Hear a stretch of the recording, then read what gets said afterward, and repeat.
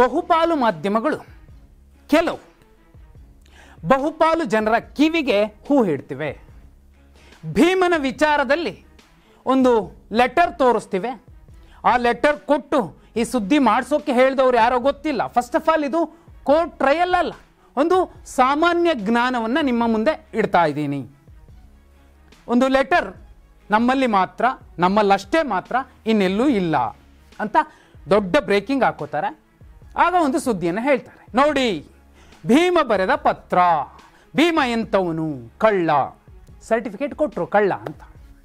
ಅವರು ಸುದ್ದಿ ಕೊಟ್ಟಂಥವ್ರ ಏನೊಂದು ಪ್ರತ್ಯಕ್ಷದರ್ಶಿನೋ ಮತ್ತೊಬ್ಬರು ಅವರೇ ಹೇಳಬಹುದು, ಕದೀತಿದ್ದ ಚಿನ್ನವನ್ನು. ಓಕೆ, ಸರಿಯಪ್ಪ, ಅದೇನೋ ಸುದ್ದಿ ಬಂತು, ಅದನ್ನು ಸ್ವಲ್ಪ ಯೋಚಿಸಿ ಸರಿ ತಪ್ಪುಗಳ ಲೆಕ್ಕ ಹಾಕಿ. ಅಲ್ಲಿ ಡೆಸ್ಕ್ ಅಂತ ಇರುತ್ತೆ. ಸುದ್ದಿ ಬಂದ ಕೂಡಲೇ ಇನ್ಪುಟ್ಟಿಂದ ಔಟ್ಪುಟ್ಟಿಗೆ ಬರುತ್ತೆ, ಔಟ್ಪುಟ್ಟಿಂದ ಒಬ್ಬ ಬುಲೆಟಿನ್ ಪ್ರೊಡ್ಯೂಸರ್ಗೆ ಬರುತ್ತೆ, ಬುಲೆಟಿನ್ ಪ್ರೊಡ್ಯೂಸರ್ ಒಬ್ಬ ಕಾಪಿ ಎಡಿಟರ್ ಕೊಡ್ತಾರೆ. ಅಷ್ಟು ಜನ ದೊಡ್ಡವರೆಲ್ಲ ನೋಡ್ತಾ ಬರ್ತಾರಲ್ಲ, ಸರಿ ಯಾವುದು ತಪ್ಪು ಯಾವುದು, ಯಾವುದನ್ನು ಹಾಕಬೇಕು ಯಾವುದನ್ನು ಬಿಡಬೇಕು, ಅದೇ ಸುದ್ದಿ ಮನೆ. ಎಲ್ಲವನ್ನು ಹಾಕುತ್ತೆ ಅನ್ನೋದಾದರೆ ಸಿಕ್ಕಿದ್ದೆಲ್ಲ ಹಾಕಬಹುದು. ಯಾಕೆ ಈ ಮಾತನ್ನು ಹೇಳ್ತಿದ್ದೀನಿ ಅಂದರೆ, ಕಳ್ಳತನ ಎಂದರೇನು?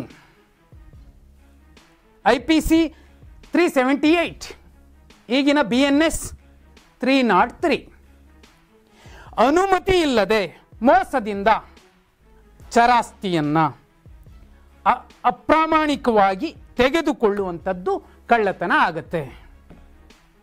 ಇಲ್ಲಿ ಒಂದು ವಿಚಾರ ಹೇಳಬೇಕು ನಿಮಗೆ.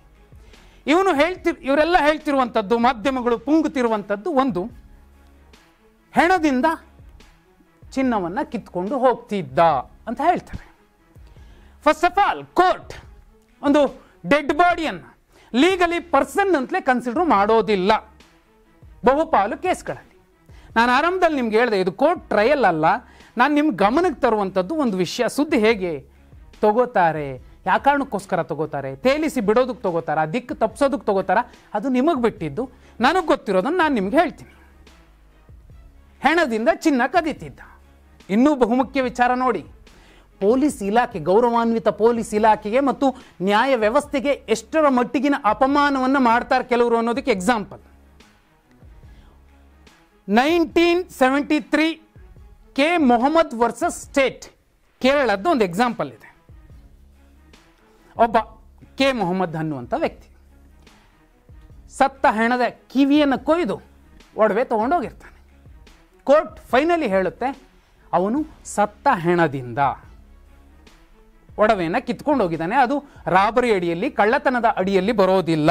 ಬದಲಾಗಿ IPC 404 ಅಥವಾ BNS 315 ಅಡಿಯಲ್ಲಿ ಬರುತ್ತೆ. ಇದು ಕಳ್ಳತನ ಅಲ್ಲ, ರಾಬರಿ ಅಲ್ಲ. ಏನು ಹೇಳುತ್ತೆ ಈ 404 IPC ಅಥವಾ 315 BNS? Dishonest misappropriation of property possessed by deceased person at the time of death. ಮೃತನ ಆಸ್ತಿಯನ್ನು ಮರಣದ ಸಮಯ ಅಪ್ರಾಮಾಣಿಕವಾಗಿ ತೆಗೆದುಕೊಳ್ಳುವುದು ಅಥವಾ ದುರುಪಯೋಗಪಡಿಸಿಕೊಳ್ಳುವುದು ತಪ್ಪು. ಇದು ಕಳ್ಳತನದ ಅಡಿಯಲ್ಲಿ ಬರುವುದಿಲ್ಲ. ಸಿಂಪಲ್.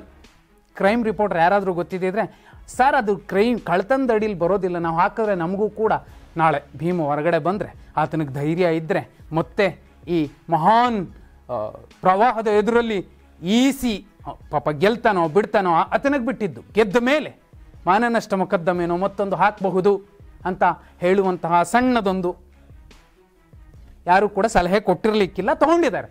ಇದು ಓಕೆ, ಕಳ್ಳತನ ಓಕೆ, ಏನೋ ಬಿಡಪ್ಪ ಓಕೆ ಅಂತ ಅನ್ನೋಣ. ಆ ನಂತರದಲ್ಲಿ ಭೀಮ ಬರೆದ ಪತ್ರದಲ್ಲಿ ಇಂಥದ್ದಿದೆ, ಸ್ವಾಮಿ ಇಂಥವರು ಪೊಲೀಸರೆಲ್ಲ ಇದ್ರಲ್ಲ, ಅವತ್ತು ನಾನು ಇಂತಹ ಒಂದು ಹೆಣವನ್ನು ದಫನ್ ಮಾಡಿದ್ದೀನಿ, ಆ ಹಣವನ್ನು ಕೊಡಿಸಿ.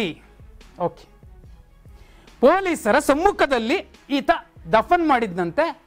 ಹಾಗಿದ್ರೆ ಅಧಿಕೃತವಾಗಿ ಪಂಚಾಯಿತಿ ಅವರನ್ನು ಯಾಕೆ ನೇಮಿಸಿಕೊಂಡಿತ್ತು ಅಥವಾ ಅವರನ್ನು ಯಾಕೆ ತಗೊಂಡಿತ್ತು? ಆತ ಕಳ್ತನ ಚಿನ್ನ ಕದಿತಾನೆ ಅನ್ನೋದು ಗೊತ್ತಿದ್ರೂ ಕೂಡ ಯಾಕೆ ತಗೊಂಡಿತ್ತು? ಒಂದು. ಎರಡೇದು, ಪೊಲೀಸರ ಎದುರಲ್ಲಿ ಸುಪರ್ದಿಯಲ್ಲಿ ದಫನ್ ಆಗಿದೆ. ಹಾಗಿದ್ರೆ ಪೊಲೀಸರಿಗೆ ಏನಾದರೂ ಏನಂತ ಹುಚ್ಚ? ಅವರೇ ದಫನ್ ಮಾಡಿಸಿ, ಅವರೇ ರಿಪೋರ್ಟ್ ಬರೆದು ಡೈಲಿ ಡೈರಿಲೋ ಮತ್ತೊಂದರಲ್ಲೋ ಮಗದೊಂದರಲ್ಲೋ ಮತ್ತೆ ಇವನು ಹೇಳ್ದ ಅನ್ನೋ ಕಾರಣಕ್ಕೋಸ್ಕರ ಅದೇ ಜಾಗಕ್ಕೆ ಬಂದು ಅಲ್ಲಿ ಕೆದಕ್ಕೊಂಡು ಕೂತ್ಕೋತಾರ? ಒಂದನೇದು. ಎರಡನೇದ್ದು ವಿಟ್ನೆಸ್ ಪ್ರೊಟೆಕ್ಷನ್ ಆಕ್ಟ್ 2018 ಹೇಳ್ತಾ ಇದ್ದಾರೆ ಅವನು ಕಳ್ಳ, ಈ ಥರ ಪತ್ರ ಬರೆದಿದ್ದ. ಅರೆ, ಒಂದು ಪ್ರತಿಬಂಧಕಾಜ್ಞೆಯನ್ನು ಮತ್ತೊಬ್ಬರು ತರ್ತಾರ, ಅಲ್ಲಿಂದ ನಮ್ಮ ಹೆಸರುಗಳನ್ನು ಬಳಸಬಾರ್ದು ಅಂತಾರೆ. ಅಂಥವ್ರ ವಿಚಾರವಾಗಿ ಇವರು ತುಟಿಕ್ ಪಿಟಿಕ್ ಅನ್ನೋದಿಲ್ಲ. ಕೆಲವು ಮೀಡಿಯಾಗಳು, ಸುದ್ದಿವಾಹಿನಿಗಳು, ದೊಡ್ಡ ದೊಡ್ಡ ಪತ್ರಕರ್ತರಿರುವಂತಹ, ಮಹಾನ್ ಮೇಧಾವಿಗಳಿರುವಂತಹ ನ್ಯೂಸ್ ಚಾನೆಲ್ಗಳು. ಆದರೆ ಭೀಮನ ವಿಷಯವಾಗಿ ಎಷ್ಟರ ಮಟ್ಟಿಗೆ ರುಬ್ತಾರೆ ಅಂದರೆ, ಗೊತ್ತು ಅವರಿಗೆ ಇದು ವಿಟ್ನೆಸ್ ಪ್ರೊಟೆಕ್ಷನ್ ಸ್ಕೀಮ್ 2018 ಅಡಿಯಲ್ಲಿ ತಪ್ಪಾಗುತ್ತೆ ಅಂತ. ಯಾರೋ ಸಣ್ಣ ಪುಟ್ಟ ಯೂಟ್ಯೂಬರ್ಗಳು ತಪ್ಪು ಮಾಡಿದಾಗ ಅವ್ರ ಯೂಟ್ಯೂಬ್ ಚಾನಲ್ಲೇ ಹೊರಟೋಗುತ್ತೆ. ಈಗ ಇಂತಹ ನ್ಯೂಸ್ ಚಾನೆಲ್ಗಳ ಸುದ್ದಿ ಪ್ರಸಾರವನ್ನೇ ನಿರ್ಬಂಧಿಸಬೇಕಲ್ಲ ತಿಂಗಳುಗಳ ಗಟ್ಟಲೆ, ಕೊನೆ ಪಕ್ಷ. ಯಾಕಂದರೆ ಇದು ನ್ಯಾಯಾಂಗ ನಿಂದನೆಯ ಅಡಿಯಲ್ಲೇ ಬರುತ್ತೆ. ವಿಟ್ನೆಸ್ ಪ್ರೊಟೆಕ್ಷನ್ ಸ್ಕೀಮ್ 2018 ಪ್ರಕಾರ. ಆದರೆ ಅವರು ತೋರಿಸ್ತಿದ್ದಾರೆ ಮತ್ತೆ ಒಂದು ಪೊಂಗುವಂಥದ್ದು. ನೋಡಿ, ಈ ಪತ್ರದಲ್ಲಿರೋರ್ಗೂ ಇವ್ರಿಗೂ ನಮಗೂ ಗೊತ್ತಿಲ್ಲ, ಇವರು ಹೇಳ್ತಿದ್ದಾರೆ ನಾವು ತೋರಿಸ್ತಿದ್ದೀವಿ ಅಂತ. ಅರೆ ಸ್ವಾಮಿ, IPC 378 ಕಳ್ಳತನ ಏನು ಅನ್ನುವಂತಹ ಒಂದು ಸಣ್ಣ ಡೆಫಿನೇಷನ್ ಗೊತ್ತಿಲ್ಲದೆ ಆತನನ್ನು ಕಳ್ಳ ಅಂತ ಬ್ರೇಕಿಂಗ್ ಹಾಕಿ ಅರ್ಧ ಗಂಟೆ ಮುಕ್ಕಾಲು ಗಂಟೆ ಡಿಬೇಟ್ ಮಾಡುವಂತಹ ಮಂದಿ ನೀವು, ಜನ ನೀವು. ನಾನು ಆ ಭೀಮನ ಪರವಾಗಿ ಮಾತಾಡ್ತಿಲ್ಲ. ಒಂದು ಸುದ್ದಿಯ ತೂಕ, ಅದರ ತಾಕತ್ತು, ಅಥವಾ ಅದರಿಂದ ಯಾರಿಗೆ ತೊಂದರೆ ಆಗುತ್ತೆ, ಯಾರಿಗೆ ಒಳ್ಳೇದಾಗುತ್ತೆ, ಯಾವುದು ಕೆಟ್ಟದ್ದು, ಯಾವುದು ಸರಿ, ಸುದ್ದಿ ಮಾಡಬೇಕಾದ್ರೆ ಎಲ್ಲ ಅಂದರೆ ನೀವು ಮಾಡ್ತಿರೋದೇನು? ಭೀಮ ಹೇಳ್ತಿರೋದೆಲ್ಲ ಸುಳ್ಳು ಅನ್ನೋದಕ್ಕೆ ಸಾಕ್ಷಿ ನಮ್ಮ ಬಳಿ ಇದೆ, ನೋಡಿ ನೋಡಿ ನೋಡಿ ನೋಡಿ. ಒಂದು ಸಾಮಾನ್ಯ ಜ್ಞಾನ. 378 ಏನು, ಅಥವಾ 404 ಏನು, ಅದಕ್ಕೇನು ಶಿಕ್ಷೆ, ಇದಕ್ಕೇನು ಶಿಕ್ಷೆ, ಯಾರೋ ಬಂದು ಹೇಳಿದ್ರು. ಅದರ ಅರ್ಥ ನೋಡಿ, ಪೊಲೀಸರಿಗೆ ಮೇ ಬಿ ಹುಚ್ಚಿರಬೇಕು, ಇವನು ಮುಂದೆ ದಫನ್ ಮಾಡಿಸಿಸ್ಬಿಟ್ಟು ಮತ್ತೆ ಇವನು ಹೇಳ್ದ ಅನ್ನೋ ಕಾರಣಕ್ಕೋಸ್ಕರ ಮತ್ತೆ ಬಂದು ಅದನ್ನು ಕೆದಕ್ತಿದ್ದಾರಂತೆ. ಒಂದು. ಎರಡನೇದು, ಚೀರ LLB ಓದಿರುವಂತಹ ಮಂದಿನ ಇಂತಹ ಹೇಳಿಕೆಗಳನ್ನು ಕೊಡ್ತಿದ್ದಾರೆ ಅಂದರೆ, ಸಾಮಾನ್ಯರು ಒಂದು ಲಾ ಬಗ್ಗೆ, ಸರಳ ಕಾನೂನನ್ನು ತಿಳ್ಕೊಂಡಿರುವಂಥವ್ರು, ತಿಳ್ಕೋಬೇಕು ಅನ್ನುವಂಥವ್ರು ಯಾವ ರೀತಿ ಯೋಚನೆ ಮಾಡಬೇಕು? ಭೀಮ ಕಳ್ಳನೋ ಸುಳ್ಳನೋ ಮತ್ತೊಂದೋ ಗೊತ್ತಿಲ್ಲ, ಆದರೆ ಈ ಸುದ್ದಿಯನ್ನು ಬಿತ್ತರಿಸುವಂಥವ್ರು ಮತ್ತು ಸುದ್ದಿಯನ್ನು ಅಳೆದು ತೂಗಿ ಕೊಡಬೇಕಾಗಿರುವಂಥವ್ರು ನ್ಯಾಯಸ್ಥಾನದಲ್ಲಿ ಒಂದು ಇಲ್ಲ. ಇನ್ನೂ ನಾವು ಯಾಕೆ TV ಚಾನೆಲ್ಗಳನ್ನು, ಅಂತಹ TV ಚಾನೆಲ್ಗಳನ್ನು ನೋಡಬೇಕು ಅಥವಾ ನೋಡಬಾರ್ದು ಅನ್ನೋದು ನಮ್ಮ ವಿವೇಚನೆಗಳಿಗೆ ಬಿಟ್ಟಿದ್ದು ಅಂತ ಅನಿಸುತ್ತೆ. ಯಾರನ್ನೋ ಒಬ್ಬರನ್ನು ಸೆಕ್ಯೂರ್ ಮಾಡೋಕ್ಕೋಸ್ಕರ, ಒಂದು ದೊಡ್ಡ ವ್ಯವಸ್ಥೆಯನ್ನು ಸೆಕ್ಯೂರ್ ಮಾಡೋಕ್ಕೋಸ್ಕರ, ಭೀಮನನ್ನು ಸರಿಯಿಲ್ಲ ಅಂತ ಹೇಳೋ ಕಾರಣಕ್ಕೋಸ್ಕರ ಆ ಪತ್ರ ತಂದು ಇವರು ಕೊಟ್ಟಂತಹ ಮೆಸೇಜ್ ಏನಿರಬಹುದು? ಲಾಜಿಕ್ ಆಗಿ, ಸಿಂಪಲ್ ಆಗಿ ಯೋಚನೆ ಮಾಡಿ. ಒಂದು, ಭೀಮ ಸರಿ ಇಲ್ಲ, ಆಯ್ತಪ್ಪ ಒಪ್ಕೊಳ್ಳೋಣ. ಭೀಮನ ಜೊತೆಯಲ್ಲಿದ್ದಂತಹ ಪೊಲೀಸರು ಸರಿ ಇಲ್ವಾ? ವಿಟ್ನೆಸ್ ಪ್ರೊಟೆಕ್ಷನ್ ಸ್ಕೀಮ್ 2018 ಹೇಳೋ ಪ್ರಕಾರ ಭೀಮನ ಹಿನ್ನೆಲೆಯನ್ನು ಹೇಳಲೇಬಾರ್ದು ಅಂತಿದ್ದಾರೆ. ಭೀಮ ಅಂಥವನು ಇಂಥವನು ಎಲ್ಲ ಹೇಳ್ತಿದ್ದಾರೆ, ಮಾಧ್ಯಮಗಳು ಅದನ್ನು ತೋರಿಸ್ತಿದ್ದಾರೆ. ಹಾಗಿದ್ರೆ ಸಣ್ಣ ಪುಟ್ಟ ಯೂಟ್ಯೂಬರ್ ನ್ಯಾಯಾಂಗ ನಿಂದನೆ ಅಂತ ಅವರು ಯೂಟ್ಯೂಬ್ ಚಾನಲ್ ಕಿತ್ತಾಕುವಂತಹ ಮಂದಿ ಯಾಕೆ ಈ ದೊಡ್ಡ ದೊಡ್ಡ ಸುದ್ದಿವಾಹಿನಿಗಳ ಸುದ್ದಿ ಪ್ರಸಾರವನ್ನು ಕಿತ್ತಾಕಬಾರ್ದು? ಸಾಮಾನ್ಯನ ರೀತಿಯಲ್ಲಿ ನಾನು ಕೇಳ್ತಿದ್ದೀನಿ. ನಾನು ಒಬ್ಬ ಸಾಮಾನ್ಯ. ಸಣ್ಣ ಪುಟ್ಟ ಗಟ್ಟಿ ಧ್ವನಿಗಳನ್ನು ಅಡಗಿಸಬಹುದು, ದೊಡ್ಡ ದೊಡ್ಡ ಸತ್ಯ ಹೇಳಲು ಅಂಜುವಂತಹ ಸಿಹಿಯ ಸುಳ್ಳನ್ನು ಸುಖವಾಗಿ ಅನುಭವಿಸಿ ಅಭಿವ್ಯಕ್ತಪಡಿಸುವಂತಹ ಮಂದಿ ಹೇಗೆಲ್ಲ ಮಾತಾಡ್ತಾರೆ ಅನ್ನೋದಕ್ಕೆ ಭೀಮನ ಕಳ್ಳತನದ ಪ್ರಕರಣ ಸಾಕ್ಷಿ. ಕೆ ಮೊಹಮ್ಮದ್ ವರ್ಸಸ್ ಸ್ಟೇಟ್ 1973 ಹೆಣದ ಮೇಲಿನ ಒಡವೆ ತಗೊಂಡ್ರೆ ಅದು ಕಳ್ಳತನ ಅಲ್ಲ, ಅದು ಡಿಸಾನೆಸ್ಟ್ ಮಿಸ್ಅಪ್ರೋಪ್ರಿಯೇಷನ್ IPC 404 ಆಗುತ್ತೆ ಅಂತದನ್ನು ಸ್ಪಷ್ಟವಾಗಿ ಹೇಳುತ್ತೆ. ಅದು ಸರಳವಾಗಿ ನಿಮ್ಮ ಗಮನಕ್ಕೆ ತಂದಿತ್ತು.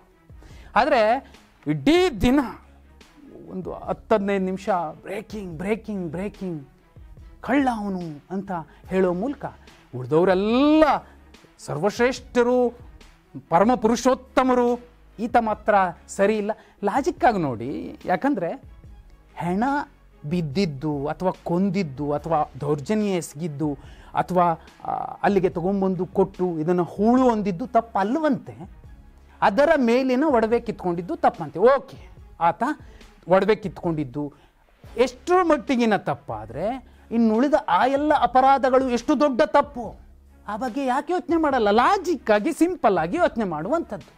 ಆದರೆ ಆ ಎಲ್ಲ ತಪ್ಪುಗಳ ಬಗ್ಗೆ ಯಾವ ಮಾಧ್ಯಮಗಳು, ನ್ಯೂಸ್ ಚಾನೆಲ್ಗಳು ಮಾತಾಡ್ತಿಲ್ಲ ದೊಡ್ಡದಾಗಿ. ಭೀಮಾ ಕಳ್ಳ, ಅಲ್ಲಿನವರೇ ಹೇಳ್ತಿದ್ದಾರೆ ಕಳ್ಳ, ಪೊಲೀಸರು ಸರಿ ಇಲ್ಲ, ಭೀಮನ ಜೊತೆಯಲ್ಲಿ ದಫನ್ ಮಾಡಿರೋ ಜಾಗಕ್ಕೆ ಮತ್ತೆ ಬಂದು ಹಗೀತಿದ್ದಾರೆ ಅನ್ನುವಂತಹ ಸಂದೇಶ ಕೊಡ್ತಿದ್ದಾರೆ. ಅಂದರೆ ಇವರಿಗೆ ಈ ನೆಲದ ಕಾನೂನಿನ ಬಗ್ಗೆ ಗೌರವವಿಲ್ಲ, ಈ ನೆಲದ ಪೊಲೀಸ್ ವ್ಯವಸ್ಥೆಯ ಬಗ್ಗೆ ಒಂದು ಗೌರವವಿಲ್ಲ.